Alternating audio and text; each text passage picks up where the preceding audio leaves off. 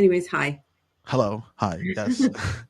um, so, for those who don't know, you are a researcher and a scientist, and you're highly, highly cited in the world, which is quite exciting. I'm a little nervous to speak to you, but doing all your research, nervous just means that I have to change the way I think about my somatic feelings, et cetera, et cetera, et cetera. Right, it's just Uh, uncertainty, and you're experiencing it as anxiety, but it's probably just uncertainty. exactly, exactly. So, um, recently when I was looking, obviously I did a little research before coming on because I'm a little nervous, as I just said. And your TED Talk found me quite interesting, right? That we're not at the mercy of our emotions at all. And I'm jumping into this a little quickly. What do you mean by that, that we're not at the mercy of our emotions? Well, I think for really hundreds of years, the assumption has been that um, emotions are that you're born with pre-wired with emotions in some ancient part of your mind or your brain, and that they trigger often at inopportune times, causing you to do and say things, hijack the rest of your mind or your brain. And then you have to try to control them. Otherwise, you will do something that you will regret later. And that's just a myth, that there are no emotion circuits buried deep inside some animalistic part of your brain. And you don't even have an animalistic part, deep ancient part of your brain, per se. And um, emotions don't happen to you. They're made by your brain very automatically, but they're made by you. You make sense of the sensory signals that come from your body in relation to what's going on around you in the world. And so if you make them, it means you're not at their mercy. It means that there are ways to kind of hack the system to um, so that you have more control over what you feel. And it's not the kind of control, I mean, nobody has as much control as they would like. And that control probably is challenging more than people would like, but you're not really at the mercy of feeling things that you don't want to feel. You just have to learn how the system works, and then you can go about changing things. So I know when I did my undergrad in psych, and throughout, at the beginning, you learn about the pencil experiment, where you put a pencil in your mouth and you smile, and it's supposed to make you feel good. Why does that not work? I saw one of your shorts, your small videos about "Don't tell me to smile," and I found that really funny and interesting. But at the same time, I was like, this kind of stands opposed to specific things that we learned in like Intro to Psych or different ideas. Well, you're asking me a really complicated question. It may seem to you like it's a simple one, but Okay, it's not. Don't tell me to smile, because men always tell women to smile. Not men always tell women, but men tell women to smile. Women sometimes tell women to smile. And the goal in life is not to be happy, it's to have a meaningful life. And so I don't like people telling me how to feel, and I don't like people regulating that. That's a more of a sociological comment than it is a biological one. okay, Um, um, and I'm sort of irritated by the gendered overtones there or undertones there that just make me sort of make me a bit oppositional to it. But the pencil experiment, what you're just so that people are aware of what you're talking about. The idea is that if you take a pencil and you put it in your mouth, that that you will find cartoons funnier and you will experience things as more pleasant than you would otherwise. That study replicates sometimes, um, and the the basis of it is not unsound. Actually, the idea is that if you understand how the brain works and how it controls muscle movements, what's really happening in the brain, you're not reacting to things in the world. So it takes a little bit of, let me just back up and say, you want me to explain this, it's going to take a minute. Okay. that's Because, fine. I think okay. everyone likes this, so Okay. I So, do. um, to us, it feels like we see things and hear things and then we react to those things, but that's actually not what's happening under the hood. What's happening is that based on the state of your body as your brain understands it and the state of the world, your brain is predicting what's going to happen next. And those predictions begin as motor preparations. So your brain begins its guess about what's about to occur next by preparing a movement, preparing changes in the body, changes in your heart rate and your lungs, getting glucose into your bloodstream and quickly and so on, in order to prepare for your motor movements.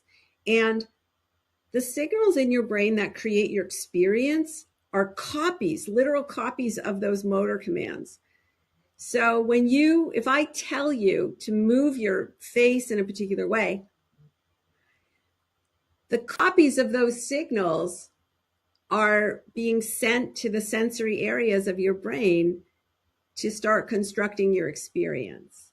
And so it makes sense that if I tell you to basically put your face into a smile for reasons other than smiling, Okay. That some number of signals, copies of those signals, are going to be sent to the sensory areas that will anticipate, that literally start to change the firing of your own neurons to prepare you to feel certain things and see certain things in the next moment. And the sense data that come from the world and from your body just confirm those predictions or change them. So an example would be, have you ever had a song going through your head that you just like cannot get out of your Oh, head? absolutely. It Yeah. usually is the Bee Gees around like 12 o'clock at night when I can't go to sleep. I just put something on, I just put something up on Twitter and YouTube and TikTok. It's this to try to show people how prediction works. Like a song that you can't get out of your head, that's your brain changing the firing of its own neurons so that you can hear a song in your head that's not actually involving your ears at all. Or Was that the video? Oh yeah, if you're familiar with Queen, then I can hear it. I mean, I already have it running through my head. I'm sure everyone watching right, does. Exactly. So, but what's happening there? On the basis of physical movements on the basis of, for you, it would be just visual cues. So light hitting the retina of your light hitting your retinas of your eyes, that information makes its way to the brain. The brain is now predicting what the auditory changes are going to be. And even though there are actually no auditory changes, just your brain changing the firing of its own neurons to anticipate you start to hear that even before it happens. That's prediction. And that's how your brain works. And that's why this experiment, when it works, that's why it works. So me saying, I hate when people tell me to smile isn't really about the science behind it. It's that I don't like being told how to feel. People scowl not because they're angry. They often scowl because they're thinking about something. They're concentrating really hard. So yeah, I just don't like being told how to feel. I mean, that's completely fair. I'm also interested in why I was looking up into the theory of constructed emotions, which is basically your theory. Well, it's not really my theory. It's my theory along with dozens and dozens and dozens of other scientists who I work with. But for some reason, your name shows up. If you search that up, it's your name comes right after it. And I know there was a change from the conceptual act model of emotion. Was this linguistic change important? Is there any type of signifiers around it? Why change that name specifically? Mainly it was I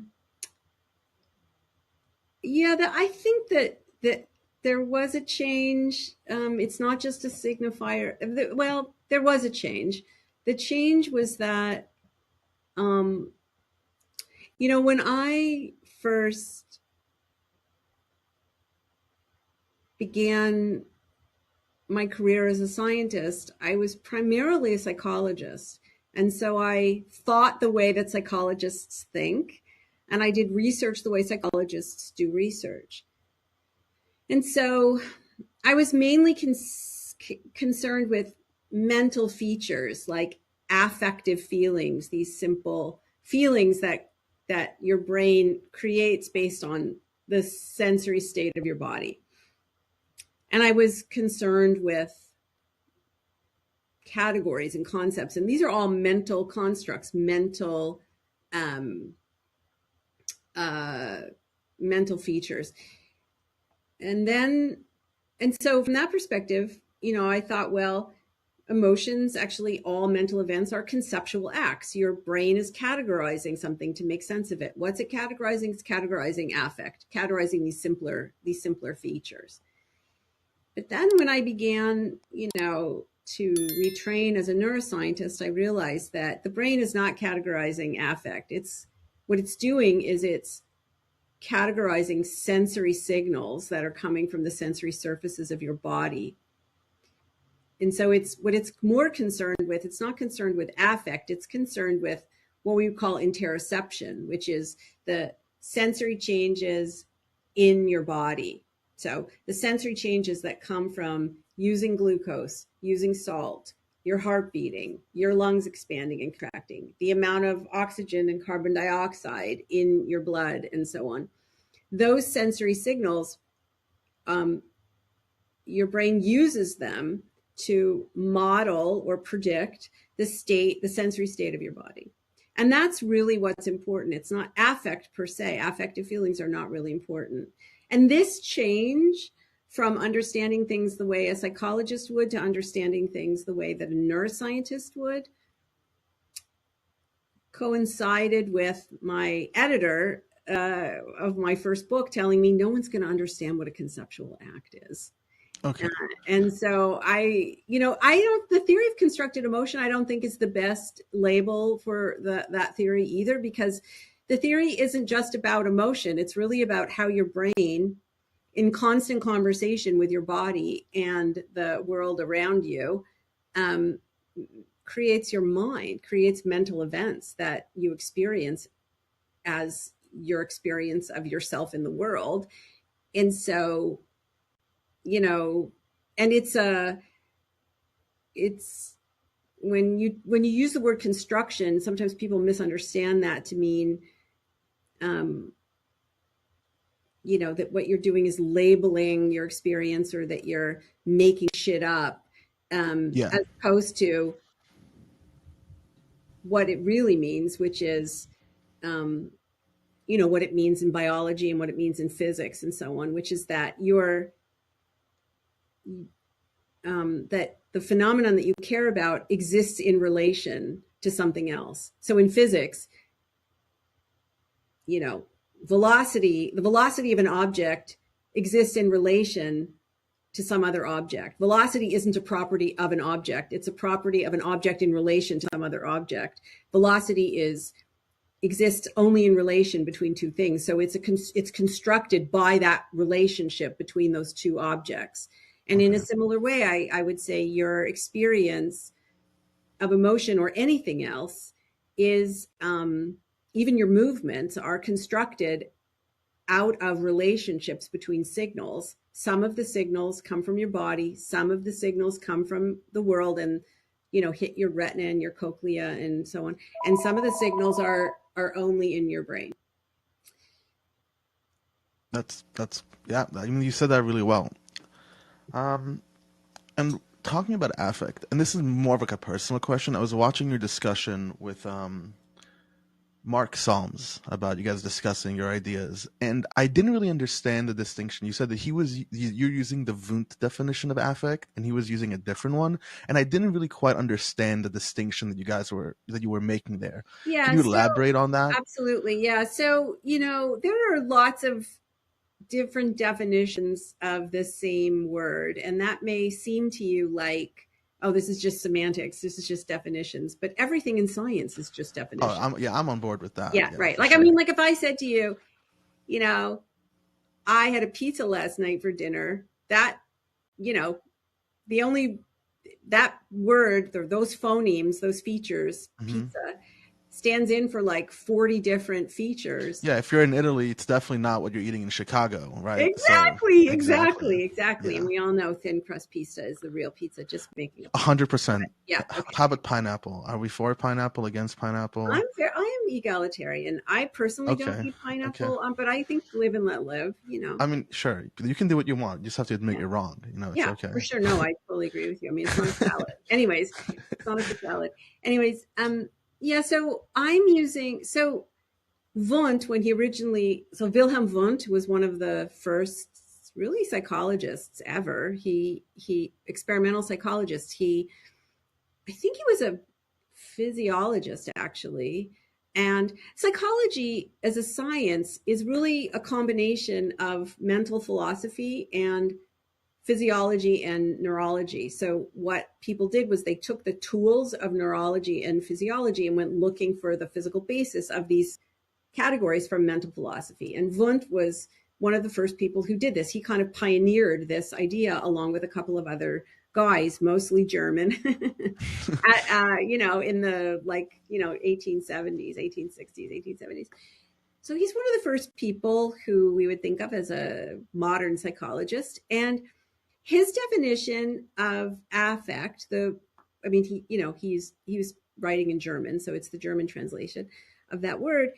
By that, he was referring to simple feelings of feeling pleasant, feeling unpleasant, feeling worked up, feeling calm. He thought of them as emerging as features of consciousness. So you would not be in an affective state.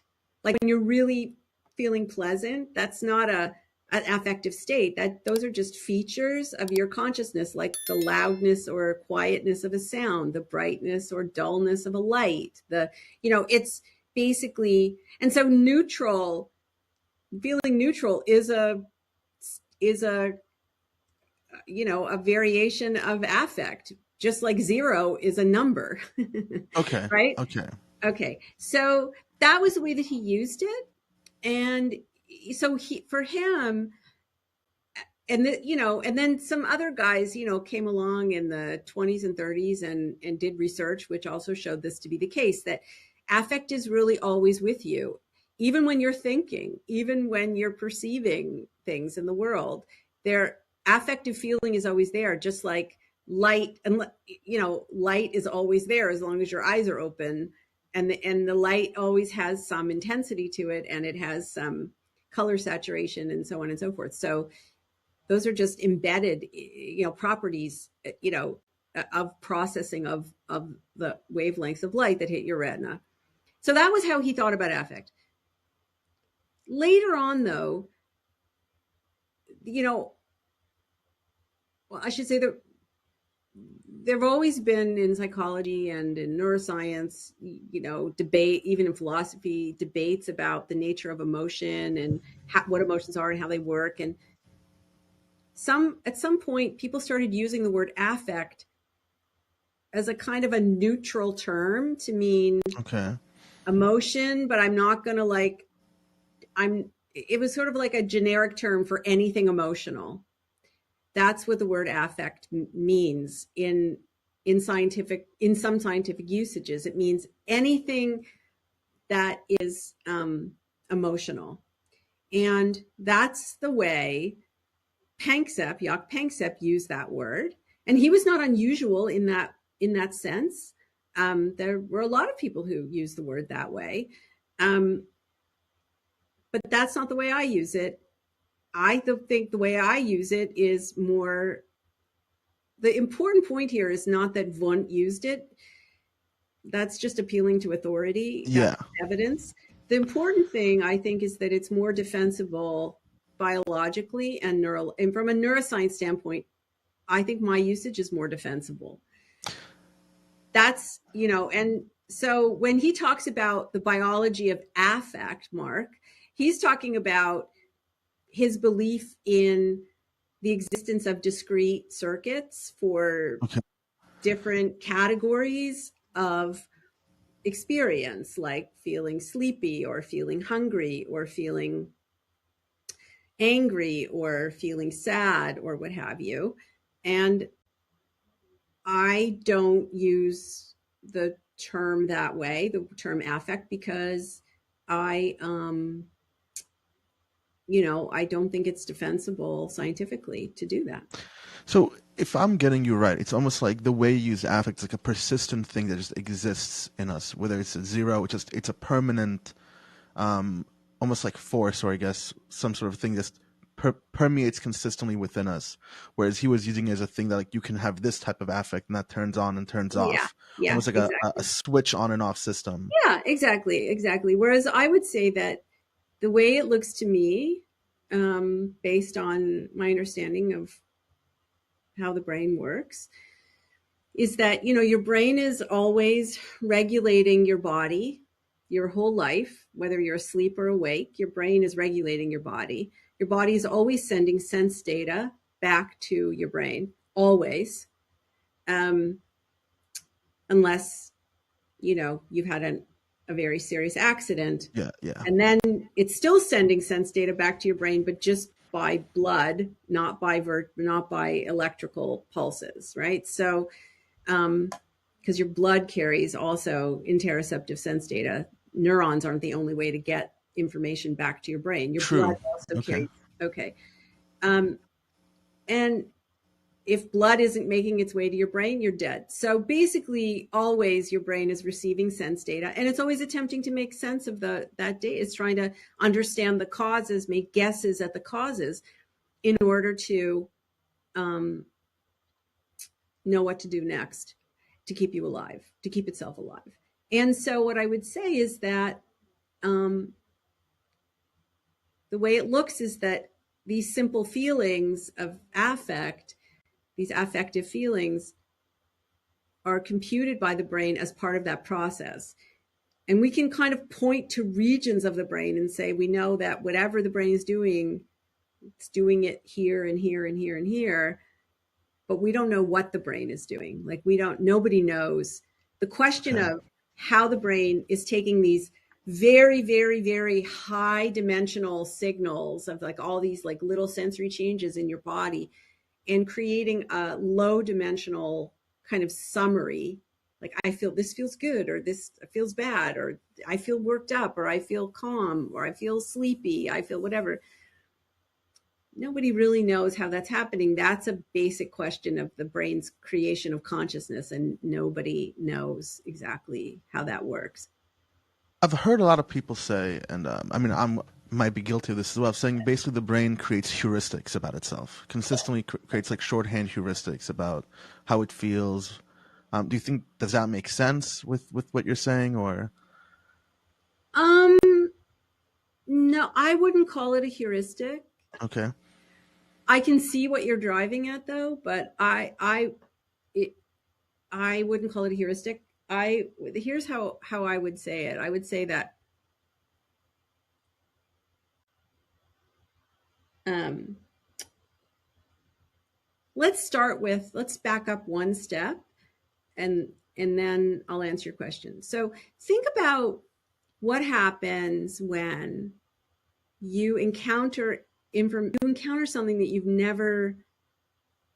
didn't expect, and that that you, yeah, something that you didn't expect, and that was either unexpected or maybe you've never encountered it before. gotcha. um, what's going to happen there is that your brain wasn't able to predict it. Okay. And so it's going to take in the signals that it didn't anticipate. So what every neuron in your brain really is doing is comparing its expectation to the signals it's receiving, the expectation from other neurons that are sending it information to what it's receiving. And that difference is called prediction error. So your brain is taking in prediction error when you're encountering something that you've never seen before, heard before, or felt before. And in science, we have a fancy name for this. It's called learning. Okay, Okay, that's what learning is. And so I want you to imagine what's happening if we take the cerebral cortex off the rest of the brain and just stretch it out like a napkin. There's a gradient there of neurons. And what's happening is in the primary sensory areas like primary auditory cortex or primary visual cortex or primary somatosensory cortex for touch, what's happening is that the sense data there in those, what those neurons are doing is they're representing or computing really low level details. Like your retina, for example, is being coded as angles, and the light from your Mm-hmm. retina is being coded as angles and lines and so on. And what's happening is that information, as it moves flows forward to the front of the brain, is being compressed. So this you have this very high dimensional array of signals that's coding all these little details, and then the redundancies, the spatial and temporal redundancies in the signal, is being compressed so that you get to the front of the brain. So you've got lots of little neurons projecting to fewer neurons and fewer until you get to the front of the brain where it's the fewest. And the Mm-hmm. neurons at the back, at V1, primary visual cortex, for example, they're tiny little cells. They're not that connected to other cells, but there is a little bit of connection, but not a lot.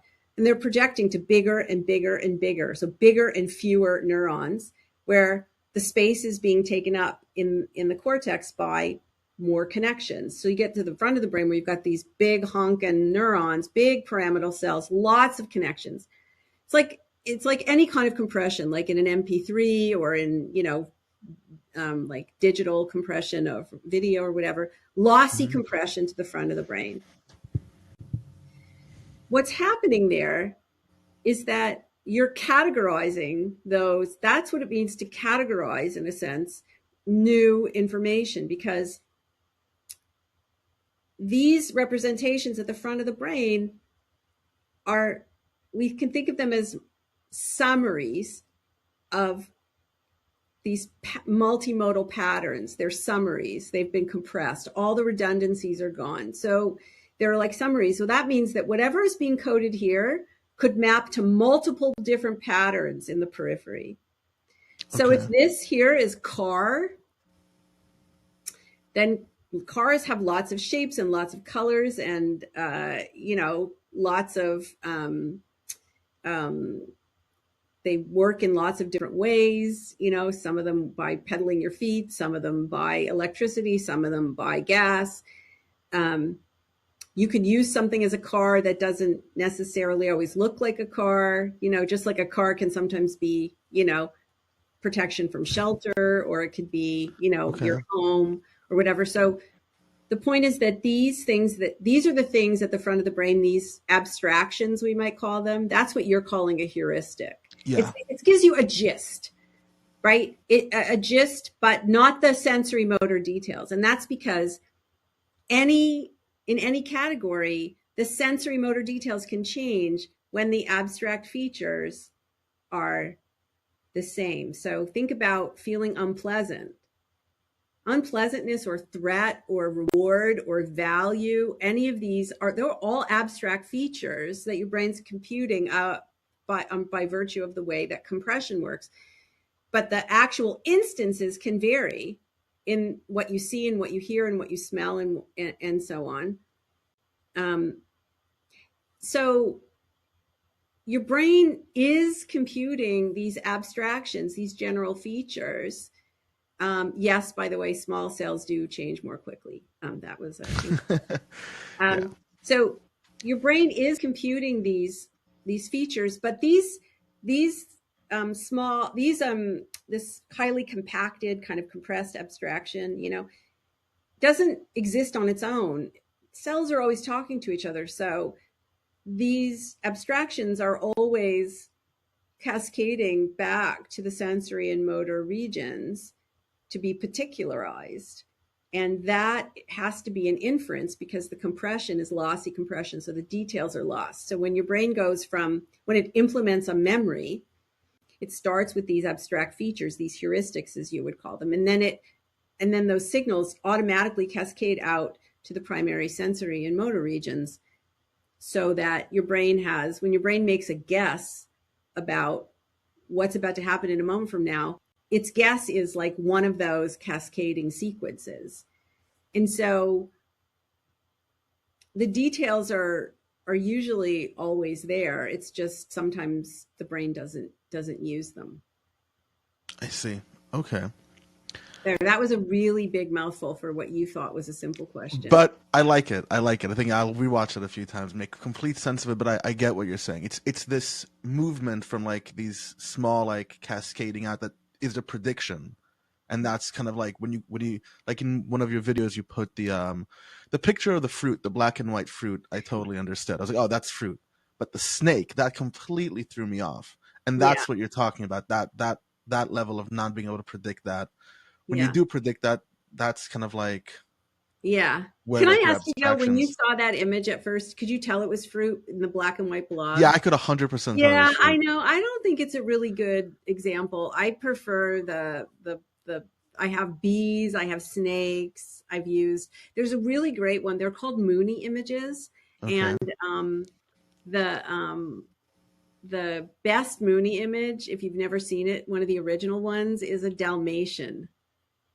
I think And I think maybe in class at one point we had that somewhere. I love that one. I think it's really great. But the bees and the snake works really well. Yeah, No, the snake totally I'm threw me off. I didn't even yeah, know. Yeah, I'm the not snake totally. particularly thrilled with the the um the fruit and vegetable one works better in a full screen. It doesn't work on the little screen very well.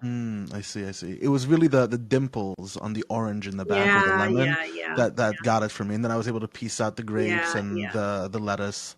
yeah. So I think you said that you started out as a psychologist, working with patients, right? That's what you were doing. No, I started, well, yes. I mean, I actually did train as a clinical psychologist, but when I said that I started as a psychologist, I meant I was a psychological scientist. Oh, okay. I have a PhD. It's a scientific PhD, but I did actually at the beginning of my career see patients, but clients, but I'm not licensed to see people, and I gave that up many, many, many years Many. ago.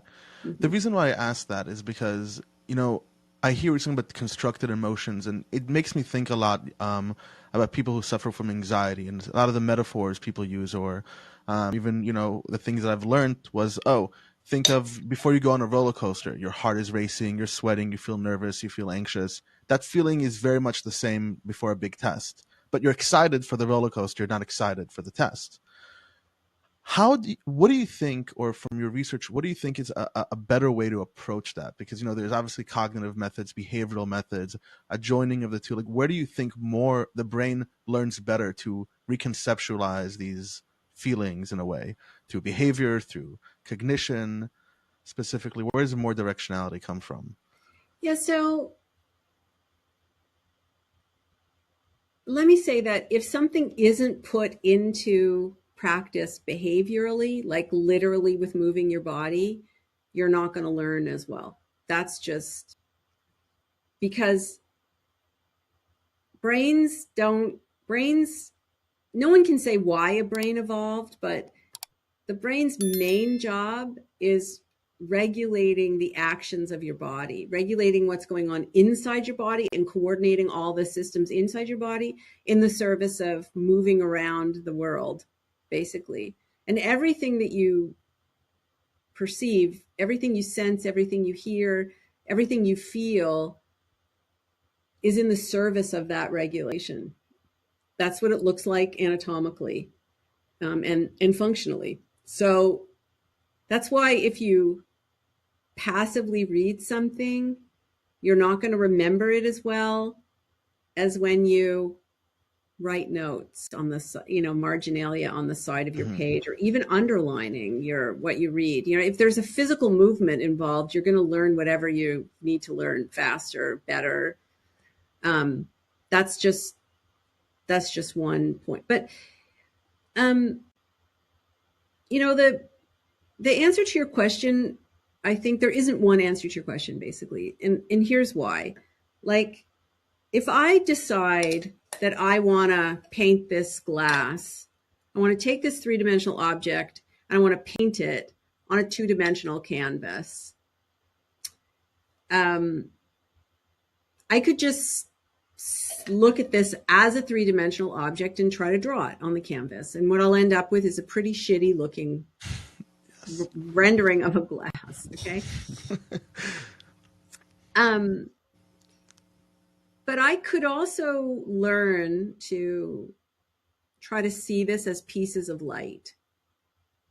So you can see like there's some green and some blue and some gray, and you can see that there are these different pieces of light. Mm-hmm. What I'm doing there is I've recategorized the image into a bunch of little images. And then if I just copy the pieces of light and transfer them onto the canvas, I will get a better looking three-dimensional object. I mean, personally for me, mine would still look shitty, but it would look better than if I tried to just, see an object and transfer it. And draw it, yeah. Yeah. So what Draw the I've done values there into is the I've kind of deconstructed this image, this object, into pieces. I'm still seeing objects. It's just little shards now, right? But the analogy, this is an analogy to what you do in mindfulness meditation, where what you're attempting to do is to deconstruct your experiences and your perceptions into sensations, into their most basic form, which is sensations. And really, this is an analogy to that, because even though we're still having percepts here, the details are closer to what is happening at our retinas than an object. Okay. So what that means is that this is something that should be possible with any modality of experience you have. If you listen to speech, we hear words, we hear breaks between words. If I say bun and bob and balloon, the b sounds the same, but actually the acoustics of those three B's are not the same. Yeah. And if you start to listen really closely, you can hear the differences. If like my husband, tells this joke, like when I first met him, he knew 3 emotions: happy, sad, and hungry. That's his joke. But if you start to pay attention, you can start to find fine-grained distinctions between different feelings of happiness, different feelings of sadness, and so on. So that's true of any domain of experience. And it's also true of anxiety. So once you can learn to do this, because the evidence is in peer-reviewed journals that people learn to do this. And I myself do this. I've taught myself to do this. I've taught my daughter to do it. That you can take distress, and dissolve it into discomfort. And it actually takes things down a notch, the intensity of it. You can take anxiety and you can dissolve it into unpleasant arousal. And when you do that, you give yourself the choice to make sense of it in other ways. Some of them might be emotional, but some of them might be physical. For example, when I said to you earlier, you said, "Oh, I'm a little nervous. I don't really, I'm a little nervous." And I was like, no, it's just uncertainty. Well, actually, it really was probably uncertainty. So 100%. Uncertainty causes increases in certain chemicals that change your heart rate, change your breathing, cause a feeling of arousal, not, of like feeling jittery and kind of worked up. And our go-to way of making sense of that is anxiety, but it doesn't have to be. And I talked about this, I think, in the TED Talk, and I've talked about it a number of times in my book. I talk about it too, because it's really miraculous. You can teach people to be much more flexible with the way that they make sense of their sensory cue, the sensory cues they have, the sensory signals they receive. And remember how I said that every categorization, every prediction starts as a set of behaviors. So really what you're doing when you change your experience is you're changing your behavior. So when you're anxious, you do one thing. When you're in a state of uncertainty, you do something else. When you're uncertain, you might search for information. When you're anxious, you're going to withdraw. When you're determined or excited, you're going to approach. So what you're doing is you're changing your behavior. So your initial question to me was, well, what works better, changing the way you categorize something or changing your behavior? And my answer is either one works. Like you can get into the system in either way for some people, or at certain times in your life. One might work better for you than than the other, another. but there isn't a right way to do it. Amazing. Well, I have so many more questions, but we are like getting towards the end of the time, so I'm gonna open it up to a few callers. I know Brady's here. Try to keep it short, one question, and we'll move on from there. So, is there anything else you wanted to say, or before we move on to callers and hear what everyone else No, to no, say? no. Okay, okay. So let's bring Brady in here. Hey, Brady. Hello. Two quick questions. One is I came across a really interesting chart the other day. It was like coping mechanisms for every negative emotion you might have. And like, for example, anger had exercise as a coping mechanism for that. And sadness had like talking to a friend, stuff like that. The list went on, but there was a bunch of really good coping mechanisms for all of these negative emotions that people experience. I wonder if there's like a good reference you have for something like that, or what something they might call that list, where I can get like a more scientific and in-depth version of that kind of breakdown. Well, as far as I know, Bray, there's no particular one-to-one mapping between when you feel something and a coping mechanism for that thing. So exercise as a general rule works great for if you exercise on a regular basis, uh, you'll have less negative affect and you'll experience less negative emotions. Talking to a friend, works even when you're angry. So it's a form of distraction. So um, I don't know of any um, particular scientific framework that suggests that there's a one-to-one mapping between a particular emotion category and a particular set of coping strategies. Generally, the best um, scientific evidence comes from something called the process model of emotion regulation. And there, the idea is that there are different categories, different classes of regulation strategies. So you can change the meaning of what's happening to you. We just talked about that. I would call that recategorizing, and they call it reappraisal, but it doesn't matter. It's the same thing. You can distract yourself. You can. So when you're exercising, what are you doing? You're distracting yourself, and you're expending energy, but you're distracting yourself. You've put yourself into a different circumstance. That's what exercise is. So there are a whole set of social support, talking to somebody else, changing the focus. That's changing the focus of your attention. So um, if you're interested in a scientific framework for coping strategies, that's what I would recommend that you look. The process model for emotion regulation. You could just Google James Gross. It's his model, but there are, I don't know, like 500,000 papers on it that have been published. I mean, it's like a very, very popular view. Amazing. Okay, let's bring Tree in. Tree, yeah, you're up. Thanks. Audible? Yes. Cool. So I've read a lot about people being able to interface with the brain through EEGs, fMRIs, and some people trying to trying to develop sonar abilities for humans by using sensory input from sonar, and the brain adapts to that signal in some way. I'm wondering, what's your take on computer-human interface? And are we going to run into some fundamental blockers that will prevent us from really creating a strong interface that can capture things like words and ideas occurring in someone's brain and represent them in the computer?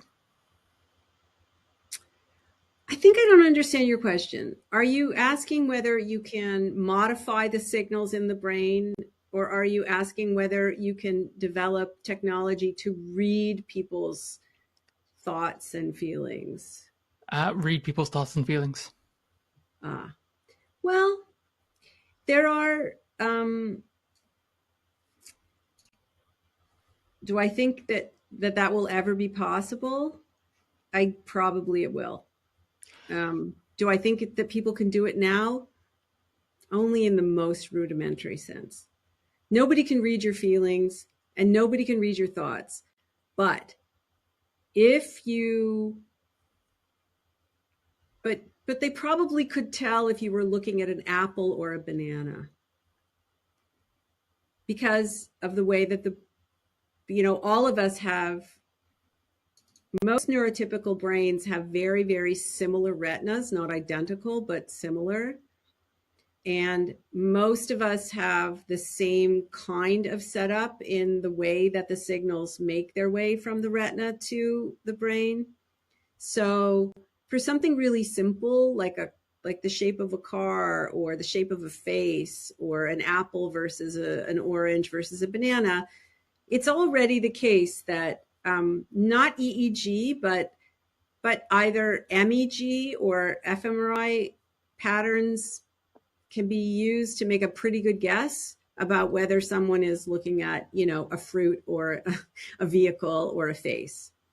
But that's a much easier task than trying to guess your feeling or your thought or your intention. As far as I know, those kinds of studies which make those claims don't replicate particularly well. Whether or not they'll ever be able to do it, I think they will, but they're going to have to overcome some. It's not just a technical problem. There are some biases in the way that scientists think about what the brain is doing, and they're going to make some wrong. They've made some wrong turns because there are some things they're overlooking that are highly complex. So is it just a complexity problem? Is that the big thing? Is just a complexity problem is a really big problem. I mean, like complex systems are difficult to predict, but it's not just a complexity problem. It's that the brain also can make any feature in more than one way. There's something called degeneracy in the brain, which means there's more than one way to skin a cat. There's more than one way to make any feature. And that doesn't mean that I might make anxiety differently than you. That means my own brain probably has 15 ways or 20 ways or 100 ways that it can make anxiety. And so does yours. And maybe they overlap to some degree, or maybe they don't. That's an empirical question. So, and static images of brain activity are curated. Those are curated statistical maps that are created by scientists. That's not actually what's happening in your brain. There's temporal variation, there are emergent features. So there are many things that scientists will have to overcome in order to challenges. But I do think that it probably will be doable at some point. Statistically speaking, because there's always stochastic noise. Like nothing is ever deterministic. There's always something probabilistic happening. Just sorry to identify the complexity problem. I guess what I mean is that we can always build quantum computers or whatever the next generation of computers are to crunch the numbers, but the measurement problem would probably be something that's more difficult, right? If you can't get the data, you can't build the model, right, to identify what is the pattern. And we could do calibration, like here's a picture of a tree and then measure what that looks like and then try to distinguish those ideas, right? Yeah, sure, but a tree is not justice. Okay, like justice, truth. Mm-hmm. Those are.